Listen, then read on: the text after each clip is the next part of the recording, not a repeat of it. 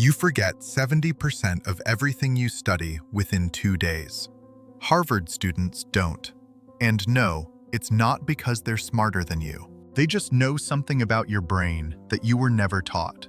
In the next 8 minutes, I'm giving you the exact 3-step system Harvard uses, backed by their own published research, that you can steal tonight. The third one is going to make you angry because it's so simple and nobody told you. Stick to the end. This might be the most important study video you'll ever watch. Let me describe your last study session. You sat down, opened the textbook, highlighted some stuff, reread your notes, maybe watched a YouTube lecture at 2x speed. Felt pretty productive, right?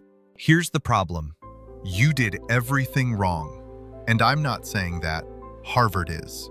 In 2019, Harvard published a landmark study. They split physics students into 2 groups. One group got a polished lecture from a rock star professor. The other was thrown into a struggle-based classroom. Afterward, both groups were asked how much they learned. The lecture students said, "A lot. That was amazing." The struggle group said, "Honestly, that was hard." Then they tested them, and the results were the opposite. The group that felt like they learned less scored significantly higher. Harvard's lead researcher set it straight. Actual learning and feeling of learning were strongly anti-correlated. Let me translate that. The thing that feels like studying isn't, and the thing that actually works feels like pain. That's why you're stuck. You've been chasing the wrong feeling your entire life. Okay, so here's the fix. Harvard's learning system comes down to 3 core steps, and once you see them, you can't unsee them. Here's what a normal student does. Reads chapter, highlights chapter, rereads, highlights. That's called passive review, and your brain treats it like background noise. Here's what a Harvard student does.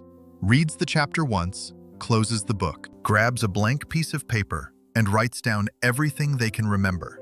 No peeking, no hints, just raw struggle. This is called active recall. Harvard researchers call it a desirable difficulty. Think of it like a gym session for your brain. If you're not straining, you're not growing. And here's the beautiful part. That gap between what you wrote and what you missed, that's your study guide. You don't study everything again. You only study what your brain couldn't retrieve. Every session gets shorter, faster, and more effective. Jesse Schwab, a Harvard psychologist, said, "Memorization feels like learning, but you probably haven't processed it enough to remember it even hours later." Hours, not days, hours. So tonight, whatever you're studying, close the book after 20 minutes and write it all down from memory. That change will put you ahead of 90% of students. Step 2 is the one Harvard builds into every single classroom. And most American schools do the exact opposite. Nobel Prize winner Richard Feynman had a rule. If you can't explain something to a 12-year-old, you don't actually understand it. Harvard turned this into an entire teaching philosophy. Logan McCarty from Harvard described how their classrooms work. They don't lecture first and test later. They struggle first and clarify after. They start by asking students to solve problems in groups. They observe struggles. Then they give a short lecture targeted specifically at misconceptions. The entire sequence is backwards compared to every classroom you've ever sat in. You can do this alone, right now. Take whatever you're studying, set a timer for 5 minutes. Explain the concept out loud. The second you get stuck, you've found the gap. That is what you study next.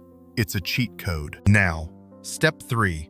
I told you this one would make you angry. Here's why. The National Institutes of Health found something wild. Wakeful rest, literally doing nothing after studying, is just as important as the studying itself. Your brain uses those moments to consolidate memories. Let that land. Doing nothing is part of learning, and Harvard students know this. A Harvard professor's advice: 8 hours of sleep, 8 hours of study, 8 hours for life. And the non-negotiable? Sleep comes first. Every all-nighter you ever pulled, you were literally destroying the memories you just spent hours building. Your brain needed that rest to lock in the information. Here's the method in practice. The Pomodoro Technique. 25 minutes study, 5-minute break, no phone. After 4 rounds, take a 30-minute real break. And here's a stat. 38% of Harvard students still handwrite their notes. It forces deeper processing. It's slower on purpose. Harvard students aren't studying harder than you. They're studying slower and remembering everything. You just closed the strategy gap. Harvard's Eric Mazer called lectures an illusion of learning. Harvard didn't get better students. They just stopped teaching in a way that felt good and started teaching in a way that actually worked. Every technique is free. The only thing standing between you and a Harvard system is whether you use it. All right, here's what I need you to do right now. Drop a comment. Which step are you trying tonight? Active recall, Feynman method, or strategic rest? I read every single one. If this video taught you something, smash subscribe.